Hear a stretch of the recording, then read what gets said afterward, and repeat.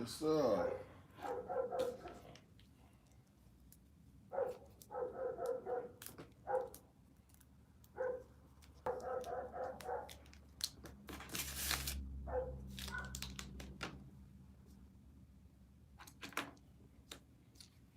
Welcome to Vanguard Canine Training. I'm Grandmaster Vaughn the Muff, the world's greatest puppy imprinter, with some of the world's greatest working puppies. It's been a while since I created a live for you guys, and I want to say hello to everyone. I actually can. My vision is going so bad these days. It's very hard for me to actually see the screen and able to know each and recognize each and every last one of you. But I want you to know that I appreciate all of you guys coming to my lives and watching my videos and sharing these videos around the world with people.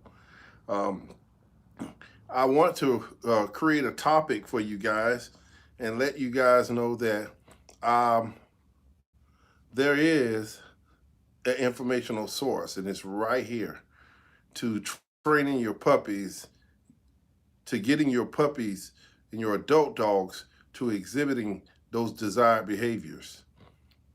There is just one main thing that you all must do in order to train your dogs.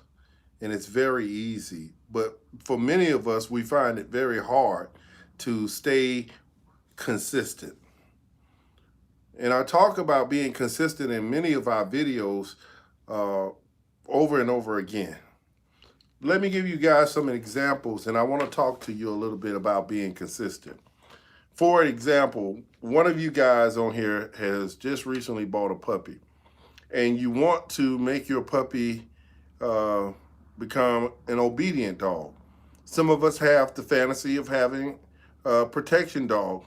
And of course, you need an obedient dog as well if you want a dog to be a protection dog. Then after some of us want an obedient dog, we want a utilitarian dog, a dog that's almost like a trick dog that can go everywhere with us, and we can turn him on and off as far as his drives. So let's get down to it, and let's talk about how to train any dog. And I'm talking about every breed. We're not talking about working dogs specific. We're not talking about just Belgian Malinois or Dutch Shepherds, what you normally see me with. And we're not talking about your pit bulls or your Rottweilers, but we're talking about dogs. So, for instance, let's come out of the box. And if I was to say to you, every dog can be trained. They can be. We can also take your non-working breeds and get them to exhibit some of the same, we can get them to exhibit those same behaviors, but almost on the same performance level as some of our working dogs.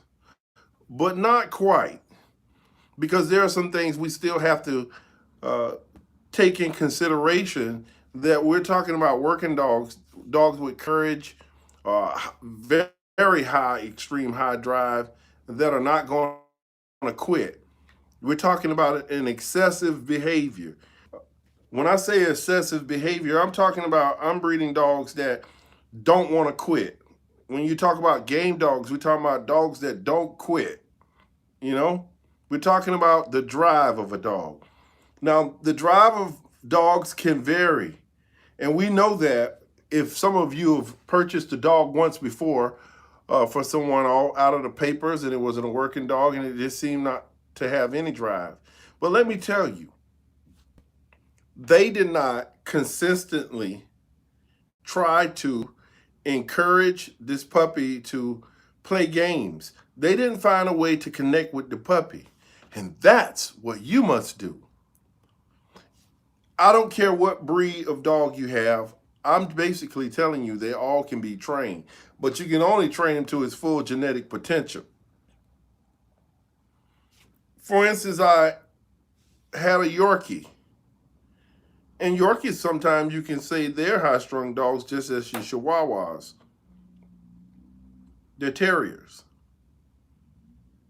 And if I play the same game with this dog every day, the same way we're trying to shape a behavior with a working dog, If I took a rag every day and make this puppy chase the rag from the time I get him from whelping from his mother, this is all he knows. This is the game he played.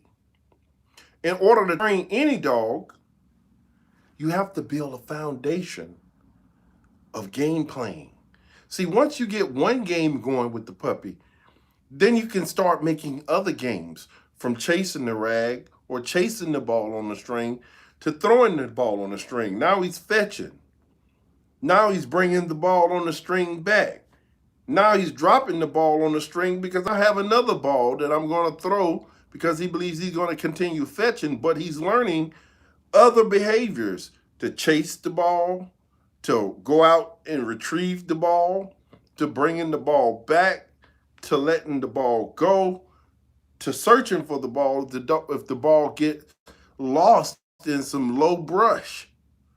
So now we're shaping games. So one, you must teach the dog the no. That's not it. No, don't do that.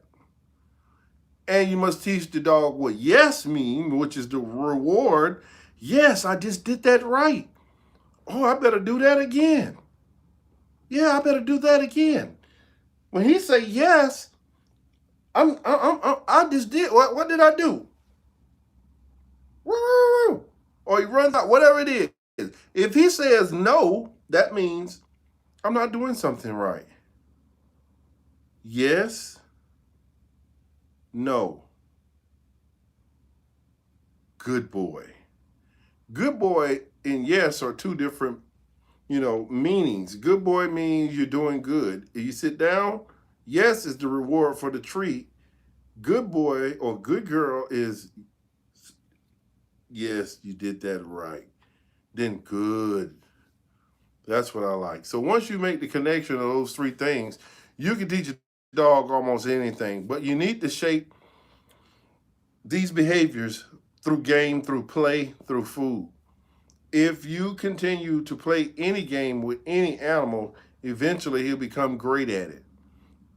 You can take many games, such as I say, a ball on the string, and teach a dog different behaviors. For once he's chasing the ball, I can throw out some keys, and he bring the keys back. Now he's biting metal or click on there as well as metal and hearing sounds.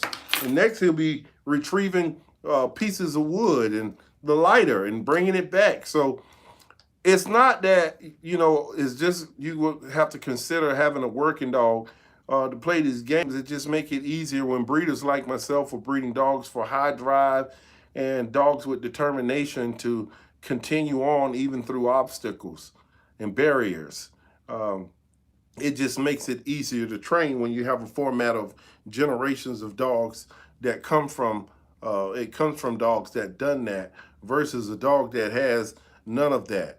When you get puppies from people that don't have dogs, that are not working dogs, and you're not playing these games from day one when they comes into your home, then it makes things very harder because these dogs have limited to low drive, no drive, low limited, no drive, no low drive, no drive. And so that's where your problem starts to occur when we think that we should wait a year before we start training our dog. No. The puppy starts training the time you pick him up from the breeder in the car. You want to have a game plan and you want to start shaping behaviors.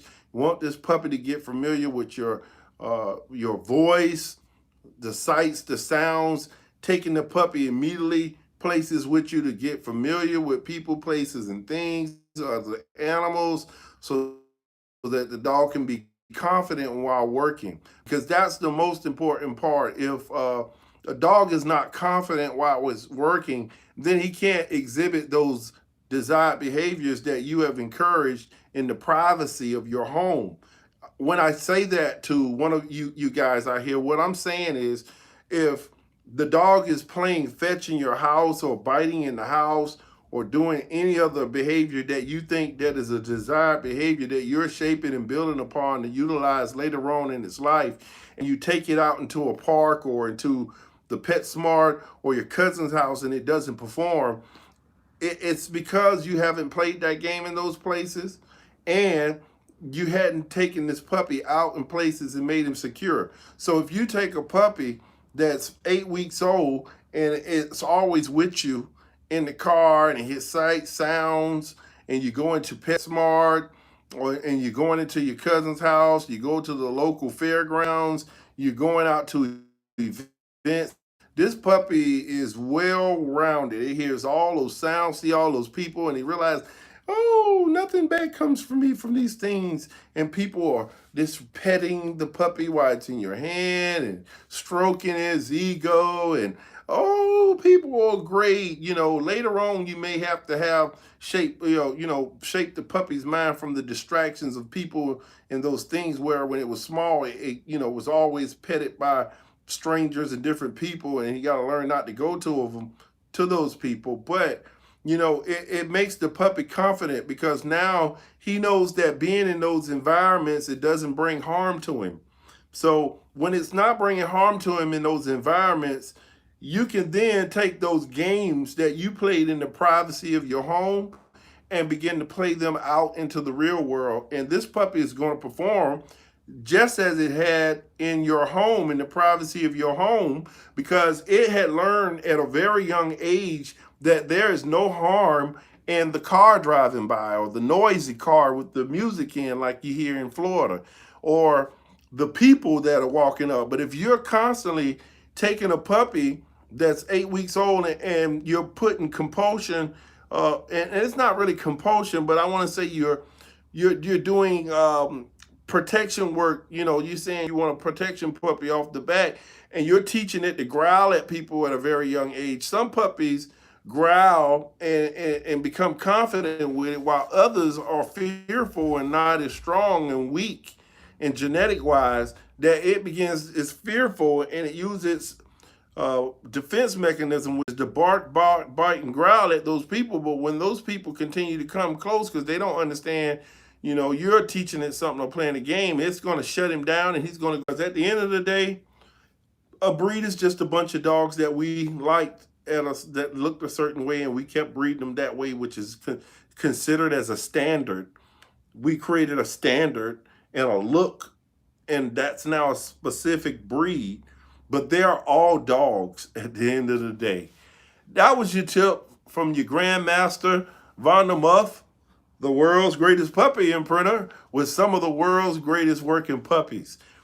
Look, I have 2 or 3 litters now on the ground. If you're looking for a working puppy, please don't hesitate to pick up the phone and dial 904-450-3339. If you're looking for protection gear, I make some of the greatest protection gear that is suitable for your puppies to bite on, and it's very elastic, unlike your traditional burlap puppy sleeves. These sleeves and this material that we're using is designed to encourage your puppy to bite as if he was biting on your sock in your house. I make this stuff especially for the working puppy, for the working man and woman who's out here trying to train their dogs in protection, and not trying to discourage their dog in any kind of way, because discouragement is the worst thing you want to experience with a puppy with low drive, no drive, or non-correct temperaments, but still can possibly do the work as it matures. I have that equipment here on sale now. Tug toys, scent balls, anything that you want to shape your puppy that you see on my videos, I have it right here at VanguardK9.com. You may not see some of this stuff online on our website, but I can always assure you that I can make it for you.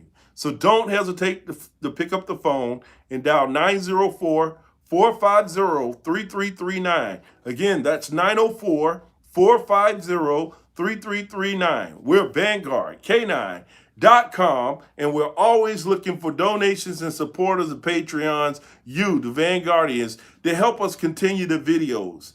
The video production is always suffering because we don't have the Patreons as others have on YouTube.